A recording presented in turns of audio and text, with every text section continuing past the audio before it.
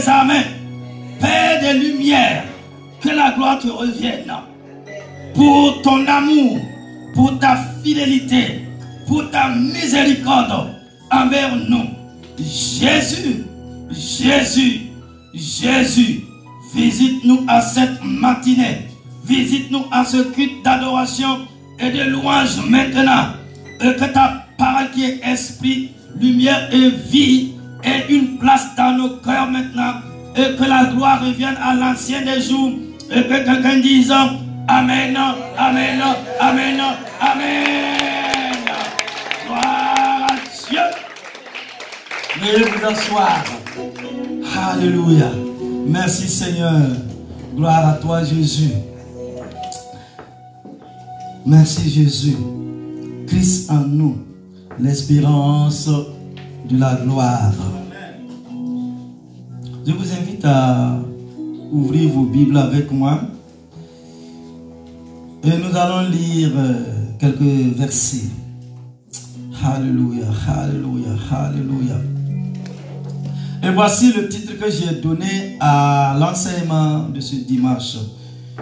Le perfectionnement de la nature humaine.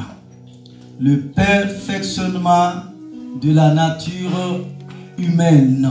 Waouh! La nature humaine. Sinon, la nature de l'homme. Et comme texte biblique de référence, nous lisons dans 1 Corinthiens au chapitre 1, verset 30. Or, c'est par lui que vous êtes en Jésus-Christ, lequel, de par Dieu, a été fait pour nous sagesse, justice et sanctification et rédemption. Notre deuxième texte, Galates au chapitre 2, verset 20. L'apôtre Paul dit ceci: j'ai été crucifié avec Christ, et si je vis, ce n'est plus moi qui vis, c'est Christ qui vit en moi. Si je vis maintenant dans la chair, je vis dans la foi au Fils de Dieu qui m'a aimé et qui s'est livré lui-même pour moi. Et que Dieu bénisse sa parole. Alléluia. Si je vis maintenant dans la chair, ce n'est plus moi qui vis, mais par la foi, le Fils de Dieu, Jésus-Christ, vit en moi. L'enseignement d'aujourd'hui concerne chacun d'entre nous, mais est très important pour les nouveaux baptisés. Oh, alléluia. Donc ce message, cet enseignement, c'est pour les nouveaux baptisés. Ce qui veut dire, nous allons parler de la sanctification. Nous sommes tous nés avec une nature pécheresse et mauvaise. C'est cette partie de nous-mêmes qui nous pousse à faire le mal. Mais lorsque nous acceptons Christ comme notre sauveur, nous recevons une nouvelle nature spirituelle. Lorsque nous permettons à la vieille nature pécheresse de nous contrôler, notre nouvelle nature s'affaiblit et celle qui est vieille en retour devient forte. Mais si, au contraire, nous permettons au Saint-Esprit de nous contrôler, alors ce dernier fortifie notre nouvelle nature. Et nous devenons ainsi capables de surmonter les tentations de celle qui est vieille. Et ce processus par lequel nous parvenons de plus en plus à ressembler à Christ s'appelle la sanctification. Elle devient possible à partir de la nouvelle naissance ou l'expérience de conversion. La signification littérale du verbe sanctifier, c'est rendre saint ou consacré. Mais la signification fondamentale des mots traduits par la sanctification ou sainteté est séparer ou mettre à part, en particulier de ce qui est profane ou séculier, c'est-à-dire terrestre. Les mots bibliques utilisés se réfèrent au caractère, ce qui montre donc la relation étroite qui existe entre le fait d'être mis à part et la sainteté personnelle. Lorsque nous parlons de la sainteté de Dieu, certains y voient une double séparation. Ils voient Dieu comme séparé de ses créatures et de sa création, tout en étant hautement élevé et exalté au-dessus d'elle. Exode chapitre 15, verset 11, Ésaïe 40, 25. Puis elle voit Dieu comme séparé du péché. Il ne peut tolérer le péché sans aucune forme que ce soit.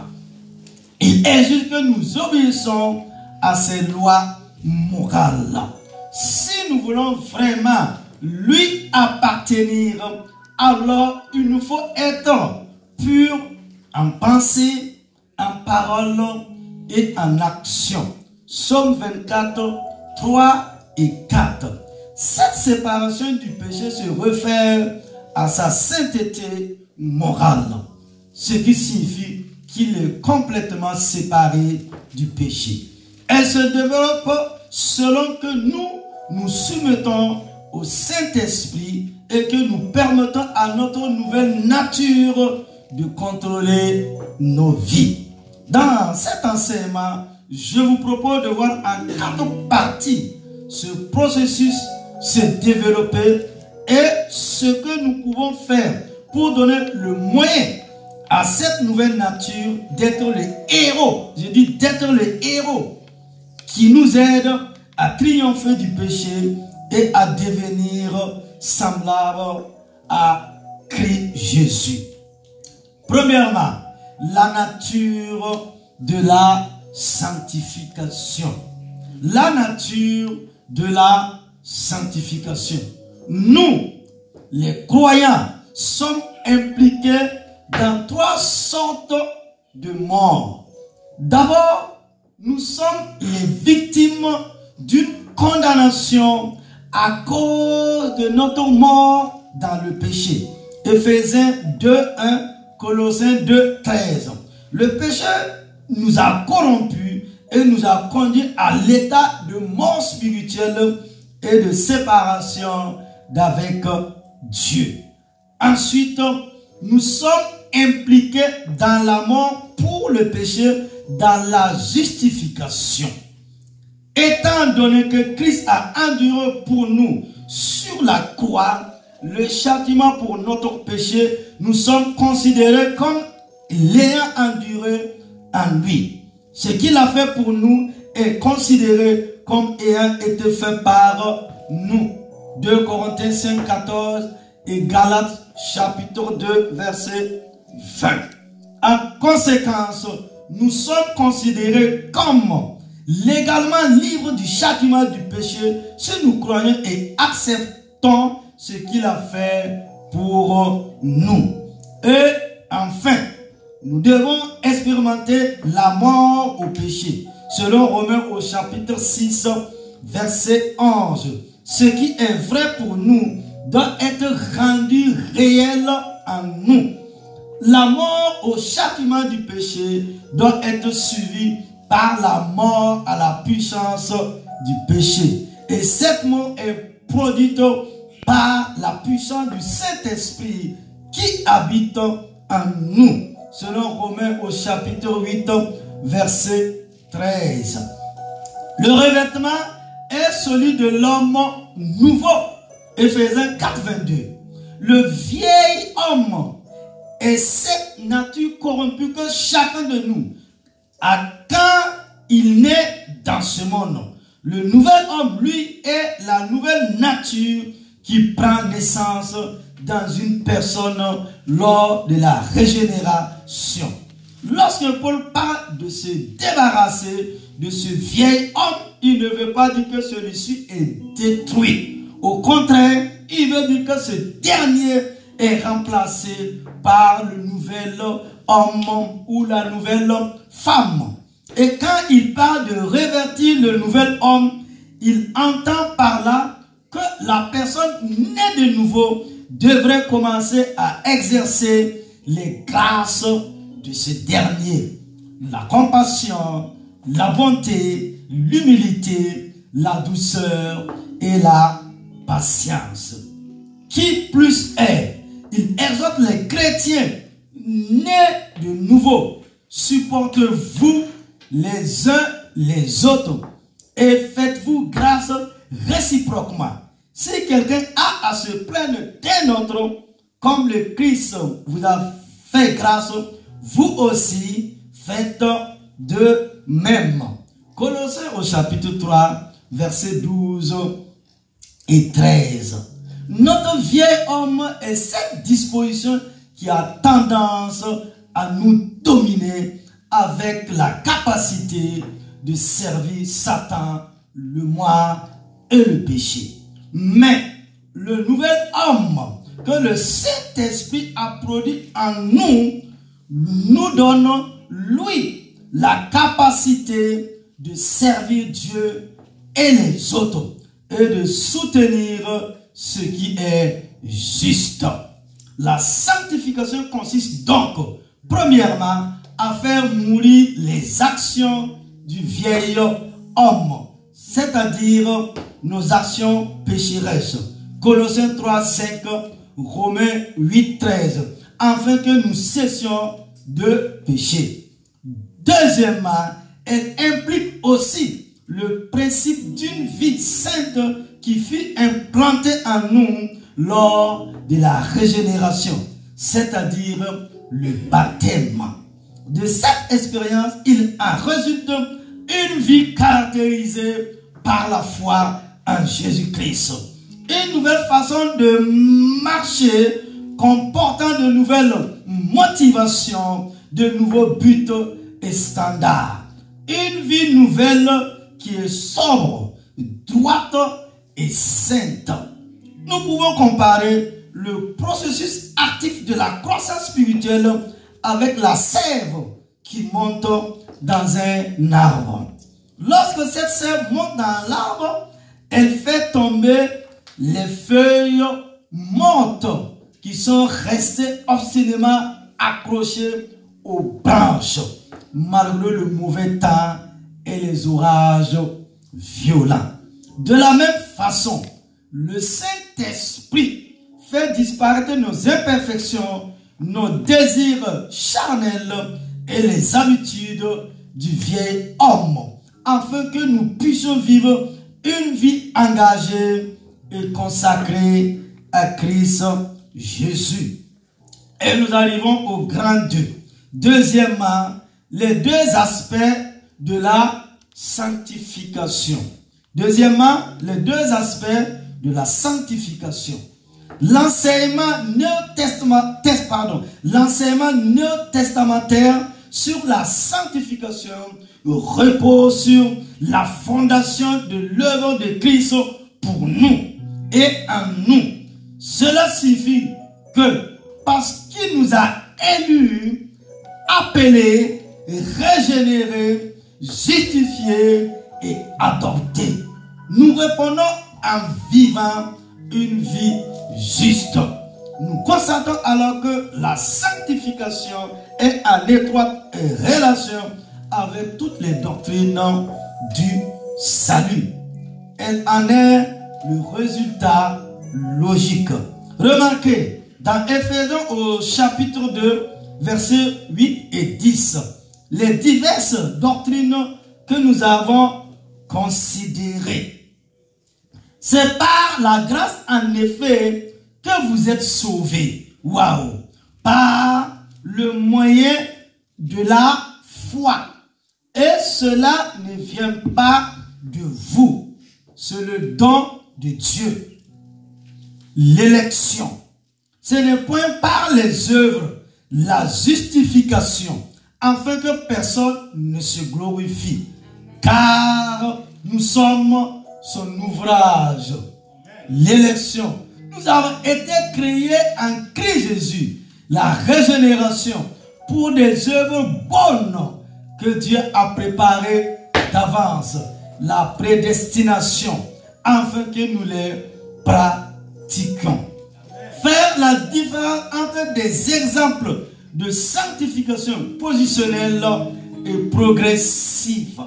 Dans cette partie, nous examinons le concept le plus important de notre étude sur la sanctification. Il est de la plus haute importance que nous comprenons que la sanctification est autant positionnelle qu'expérimentale. C'est-à-dire qu'elle est une position que le croyant occupe par rapport à Dieu, mais qu'elle est aussi une expérience continue tout au long de la vie.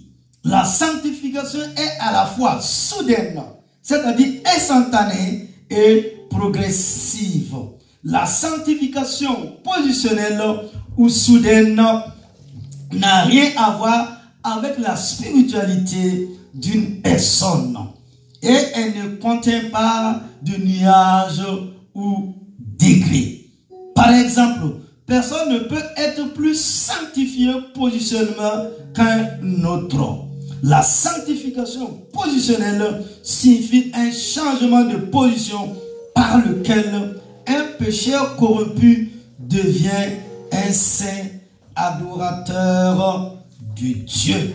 C'est une œuvre accomplie, car Jésus-Christ est devenu notre sainteté ou sanctification. Sur le 1 Corinthiens au chapitre 1, verset 30. Par contre, la sanctification progressive est un rapport direct avec le développement spirituel d'une personne. Qui plus est, dans la sanctification progressive, il existe des nuances ou des degrés. Une personne peut être plus sanctifiée qu'une autre. De nombreux passages de la Bible concernent ces deux catégories de sanctification. Et vous pouvez lire cela dans Romains, dans 1 Corinthiens, dans Éphésiens, dans Thessaloniciens. Ces références bibliques montrent bien que la sanctification positionnelle est une position que Dieu a donnée en Christ pour ceux qui sont nés de nouveau. Elle ne nous est pas proposée comme une expérience qu'il faudrait rechercher après notre conversion, puisqu'elle fait déjà partie de celle-ci.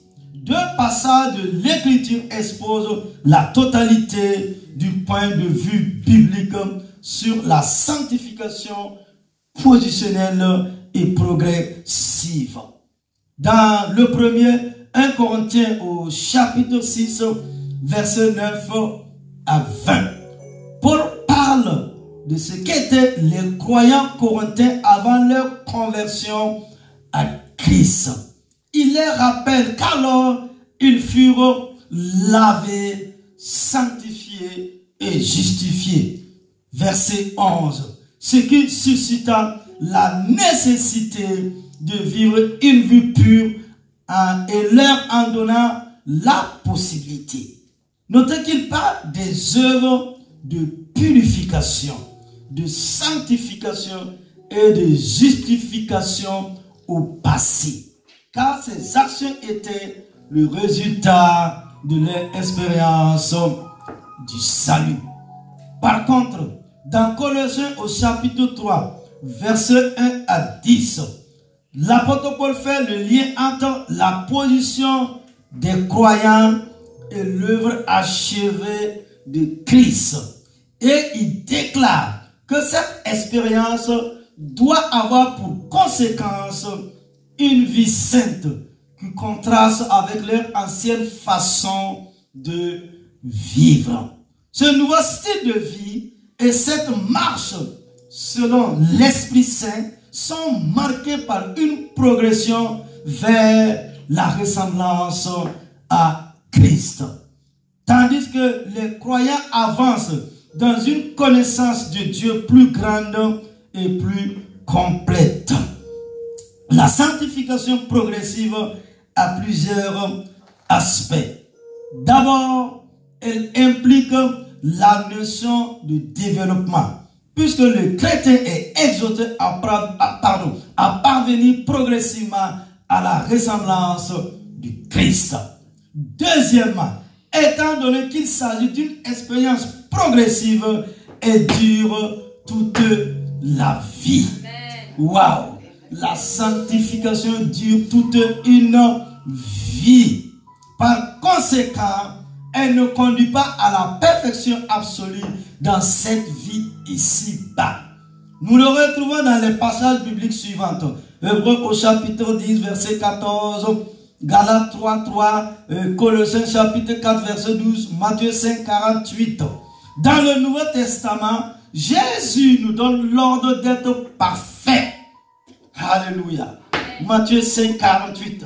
S'il se réfère à la perfection absolue, alors personne n'a encore atteint cette position.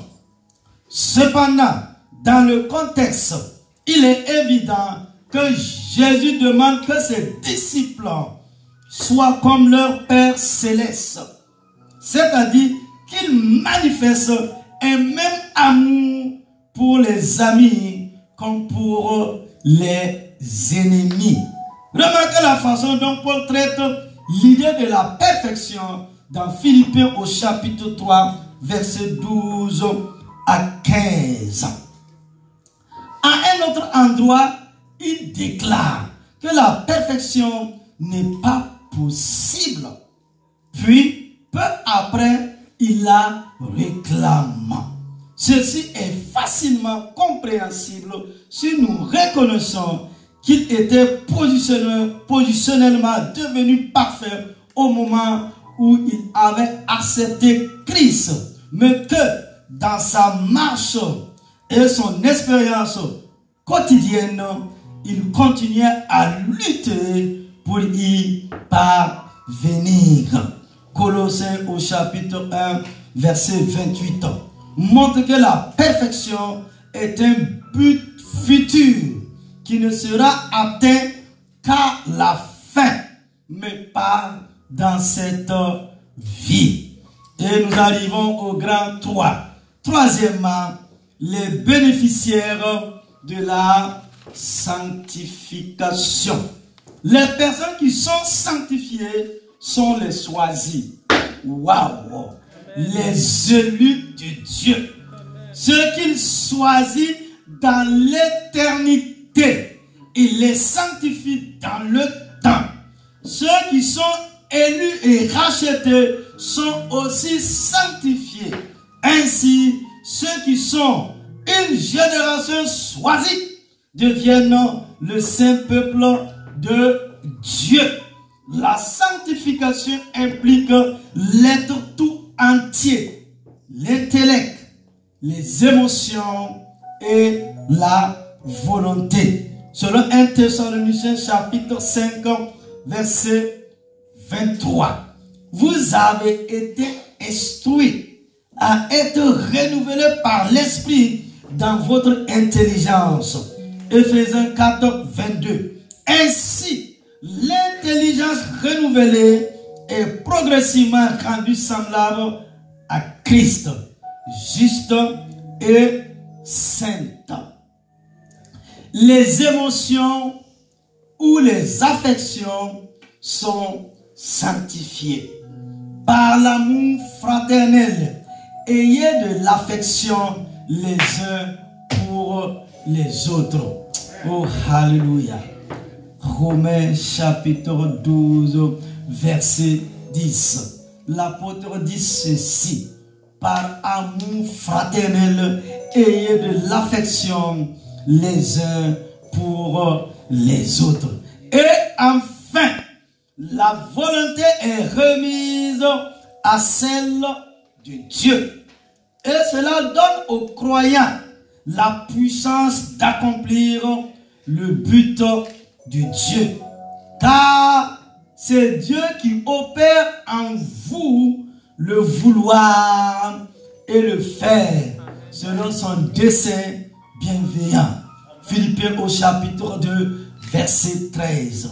En plus de cela, l'apôtre exhorte les chrétiens de Rome: ne livrez pas vos membres au péché comme à pour l'injustice, mais livrez-vous vous-même à Dieu.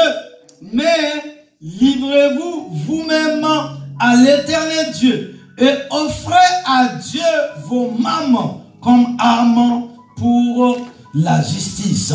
Romains 6, 13. La sanctification est pour tous ceux qui composent l'Église.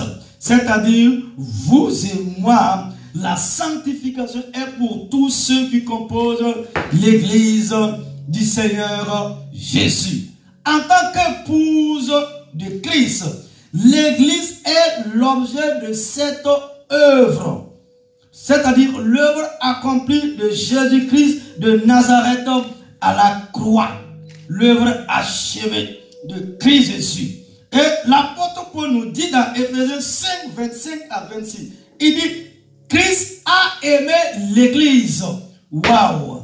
Christ Jésus a aimé son Église et s'est livré lui-même pour elle, afin de la sanctifier, après l'avoir purifiée par l'eau et la parole.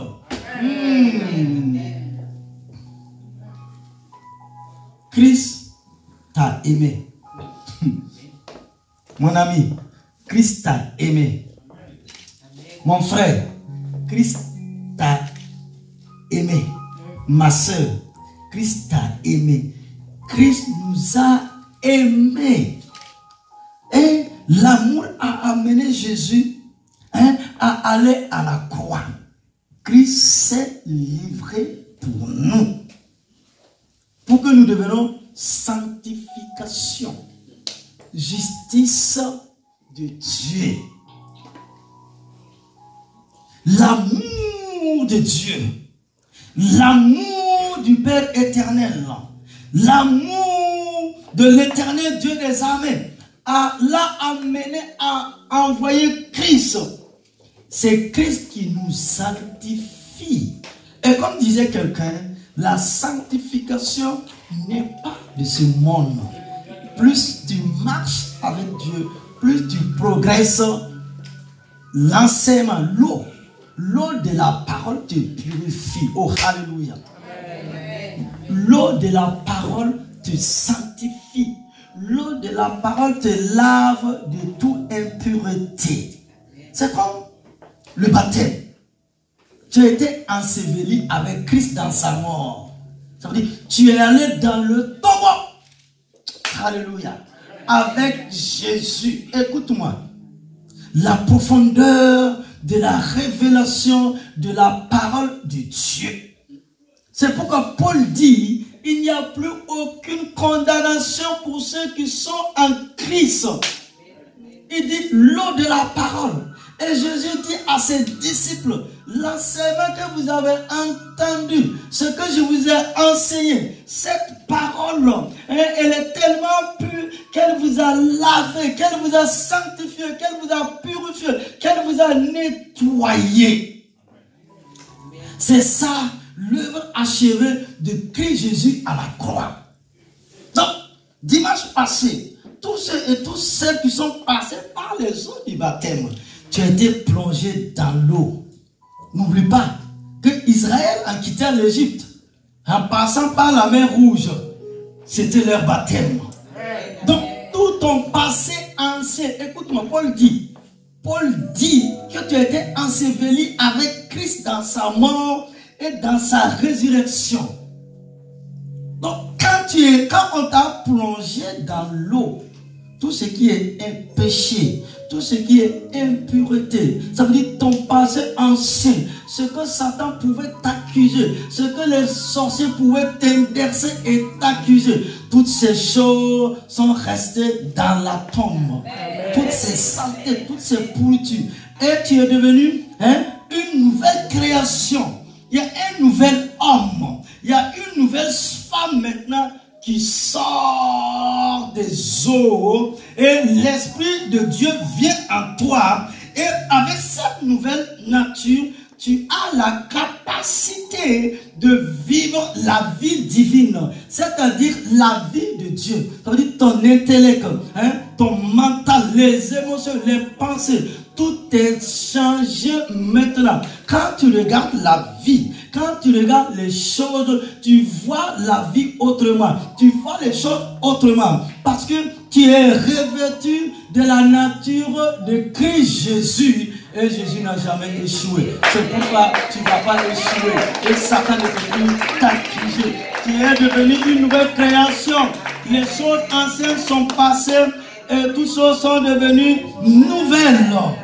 Oh, alléluia. Paul dit, il dit, Christ a aimé l'église et s'est livré lui-même pour elle, afin de la sanctifier, après l'avoir purifiée par l'eau. Regardez, il dit ici, par l'eau et la parole. Regardez la révélation. Par les eaux du baptême et par la parole que tu es en train de recevoir en ce matin. C'est ça, la puissance de Dieu qui nous transforme, qui nous change.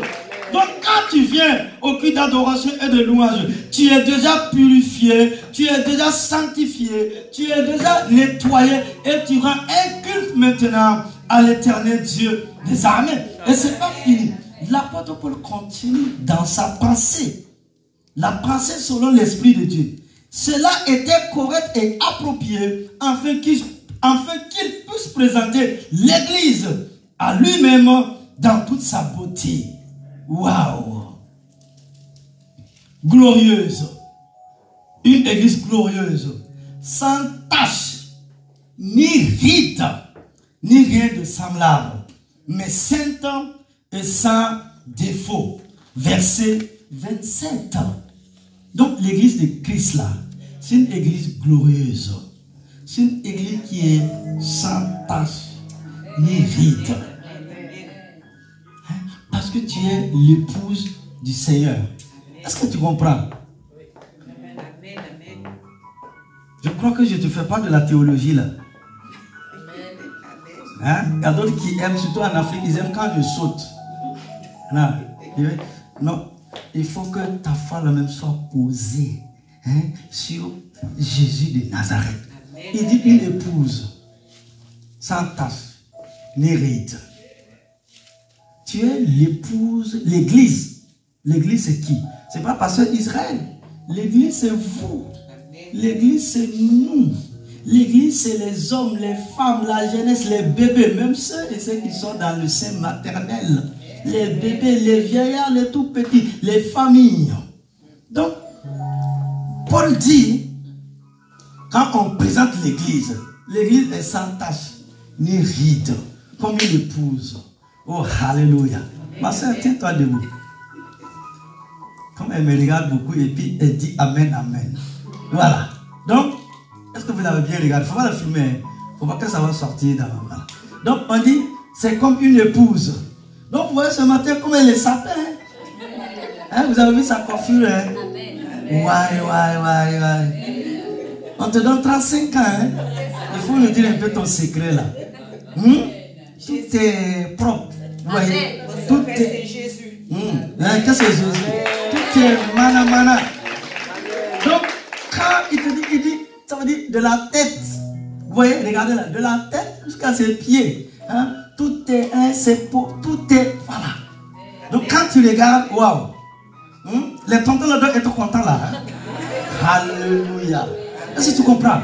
Donc je veux que tu rentres dans une révélation. Donc l'église, c'est propre. Rien à dire.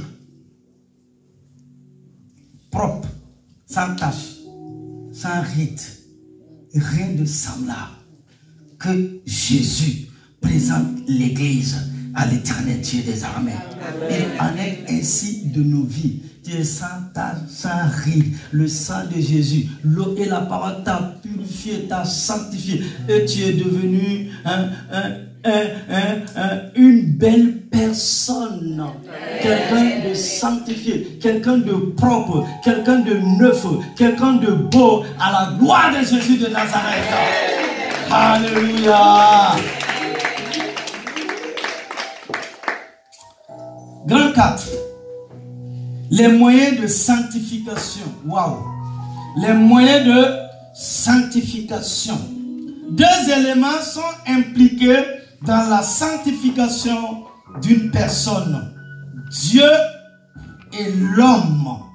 Du côté divin, Dieu le Père sanctifie.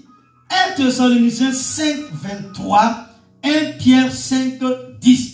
Le Fils Jésus-Christ sanctifie également. Hébreux au chapitre 2, verset 10. Hébreux chapitre 13, verset 12. Et nous sommes sanctifiés par le Saint-Esprit. C'est le 1 Pierre au chapitre 1, verset 2, Romains 8, 13, qui produit en nous le fruit de l'Esprit. Galates au chapitre 5, verset 22 et 23. Le fruit de l'Esprit, c'est quoi?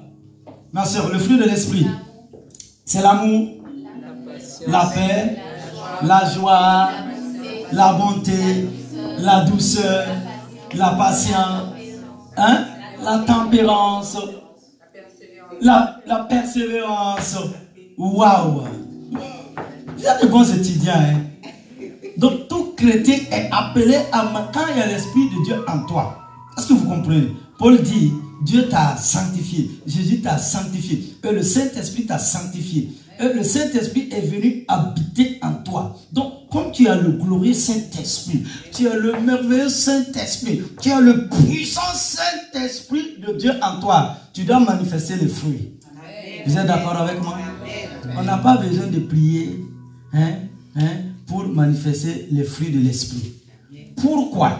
Regardez le manguier. Est-ce que le manguier prie pour donner des mangues?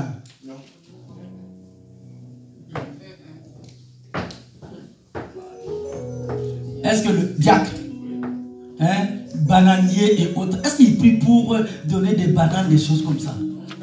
D'accord. Donc, quand le Saint-Esprit est en toi, tu vas manifester la patience. Tu vas manifester la bonté, la persévérance. Tu vas même arriver à aimer ceux qui ne sont pas aimables. C'est ça l'œuvre et l'action du Saint-Esprit. Quand on dit, Jean 3,7, car Dieu a tant aimé le monde. Dieu a aimé le monde quand le monde insultait Dieu. Quand le monde haïssait Dieu. Quand le monde avait donné dos à Dieu. Quand le monde avait rejeté Dieu. C'est là que Dieu a manifesté son amour. C'est pas quand le monde a acclamé Dieu. Non. C'est pas quand le monde dansait pour Dieu. Non. C'est pourquoi Paul dit, nous, on était ennemis.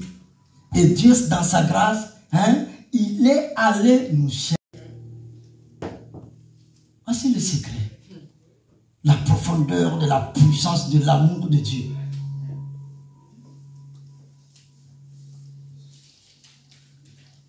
Quand le monde haïssait Dieu là, oh, alléluia. C'est ça l'amour véritable. C'est pourquoi l'apôtre Paul dit, l'amour ne suit jamais. C'est pratique. Hein?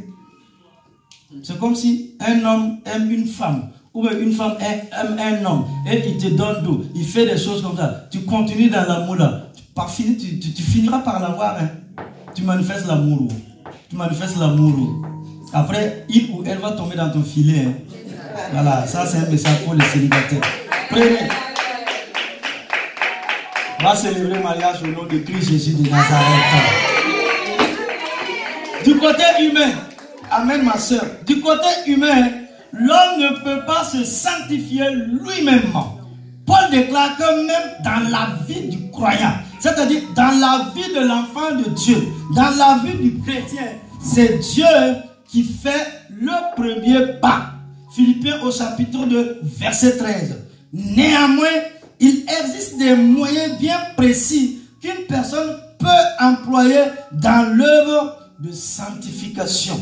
Premièrement, il faut avoir foi en Christ. Premièrement, il faut avoir foi en Christ Jésus. Acte 26, 18.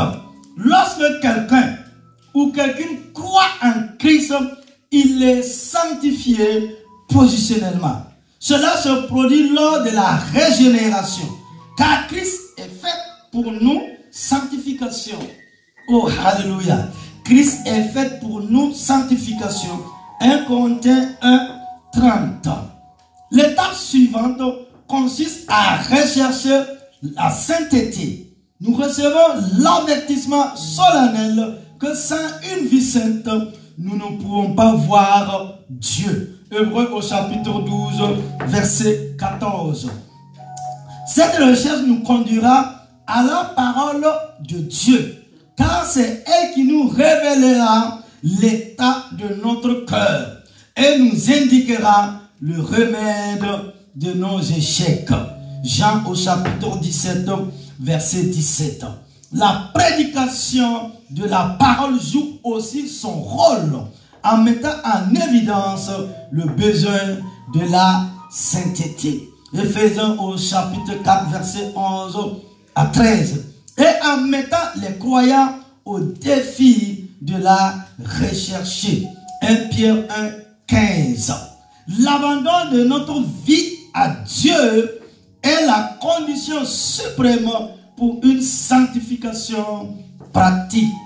Romains 6, 13, Romains 12, 1.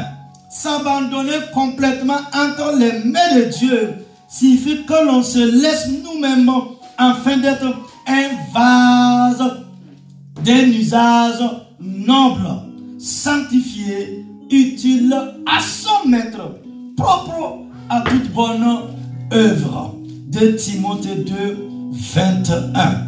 Un autre moyen que Dieu utilise pour nous sanctifier est l'affliction. Waouh! Psaume 119, 67 à 71, Hébreux au chapitre 10, verset 11. Un autre moyen que Dieu utilise pour nous sanctifier est l'affliction. En effet, Dieu permet quelquefois que de pénibles expériences surviennent dans nos vies.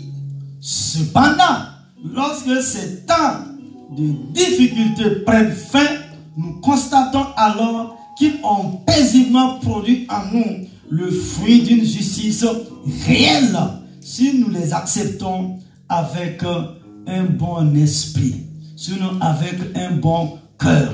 L'auteur de l'épître aux Hébreux déclare que Dieu le fait pour notre véritable intérêt afin de nous faire participer à sa sainteté. Hébreux au chapitre 12, verset 10. Et nous arrivons à la conclusion. Conclusion. La sanctification entraîne une victoire croissante sur le péché. Et cela produit en retour une plus grande puissance dans nos vies et une abondance de fruits. Mais il nous faut coopérer en maintenant une progression spirituelle. Nous devons demeurer en Christ dans l'obéissance et la dévotion. La sanctification n'est pas un concept, mais elle implique au contraire une personne bien vivante. Jésus-Christ est notre relation continuelle avec lui. Tout en demeurant en communion avec lui, nous pouvons et devons continuer à progresser dans la sanctification. Nous pouvons et devons continuer à progresser chaque jour de notre marche dans la sanctification avec notre Seigneur Jésus-Christ de Nazareth. Alléluia, alléluia, alléluia. Qu'est-ce que nous pouvons retenir de l'enseignement à retenir. Premièrement, nous sommes tous nés avec une nature pécheresse et mauvaise. C'est cette partie de nous-mêmes qui nous pousse à faire le mal. Deuxièmement, mais lorsque nous acceptons Christ comme notre sauveur, nous recevons une nouvelle nature spirituelle. Troisièmement, la sanctification entraîne une victoire croissante sur le péché. Nous devons demeurer en Christ dans l'obéissance et la dévotion pour l'expérimenter. Et que Dieu bénisse sa parole. Et que quelqu'un dise Amen, Amen, Amen. Nous allons prier. Alléluia. Que Dieu bénisse sa parole. Et je demande au diacre de s'avancer. Maintenant, nous allons faire cette prière finale. Et avec une foi profonde, nous allons proclamer ensemble. Avec une foi pour Jean-Élie. Avec une foi profonde, nous allons proclamer ensemble. Oh, Alléluia, oh, Alléluia. Quelqu'un peut acclamer encore la parole de Dieu. Quelqu'un peut encore acclamer la parole de Dieu. La parole de Dieu, elle est puissante. La parole de Dieu, elle nous éclaire. Avec une foi profonde, nous allons proclamer ensemble. Éternel mon Dieu. Éternel mon Dieu. Éternel mon Dieu. Tu m'apprends dans ta parole que la sanctification n'est pas une expérience certaine. Tu m'apprends dans ta parole que la sanctification n'est pas une expérience certaine. Comme c'est le cas pour le baptême dans le Saint-Esprit. Comme c'est le cas pour le baptême dans le Saint-Esprit. Mais elle est un processus continu. Mais elle est un processus continu. Je veux me conformer à ta parole et grandir en toi. Je veux me conformer à ta parole et grandir en toi. Je veux me conformer à ta parole et grandir en toi. Guide-moi, Père, afin que ma nouvelle nature se développe de plus en plus. Guide-moi, Père, afin que ma nouvelle nature se développe de plus en plus. Guide-moi, Père, afin que ma nouvelle nature se développe de plus en plus. Guide-moi, Père, afin que ma nouvelle nature se développe de plus en plus. Jusqu'à la ressemblance totale de l'image de Christ. Jusqu'à la ressemblance totale de l'image de Christ. Jusqu'à la ressemblance totale de l'image de Christ. Jusqu'à la ressemblance totale de l'image de Christ. Au nom de Jésus. Au nom de Jésus. Au nom de Jésus. Au nom de Jésus. Au nom de Jésus. Au nom de Jésus. Alléluia. Au nom de Jésus. Au nom de Jésus. Acclame Jésus-Christ de Nazareth. Christ notre sanctification. Acclame Jésus. Jésus est notre sanctification. Jésus est notre justice. Jésus est notre sainteté. Jésus est notre sainteté. Jésus est notre sanctification. Jésus est notre justice. Il nous a lavé par l'eau de la parole. Il nous a lavé par l'eau. Il nous a lavé par l'eau. Et la parole. Et la parole. Et nous sommes un nouveau peuple. Un nouveau peuple de Dieu. Pour manifester la gloire de Dieu. Pour manifester la puissance de Dieu. En ces temps qui sont les derniers. Tu es devenu une nouvelle femme. Tu es devenu un nouvel homme.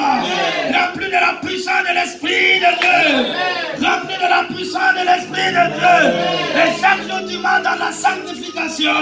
Et chaque jour tu marches de gloire en gloire. Et la lumière de Dieu est sur toi. Et la lumière de Dieu est sur toi. Christ est notre gloire. Christ est notre gloire. À lui la magnificence pour l'éternité. Amen. Amen. Amen. Amen.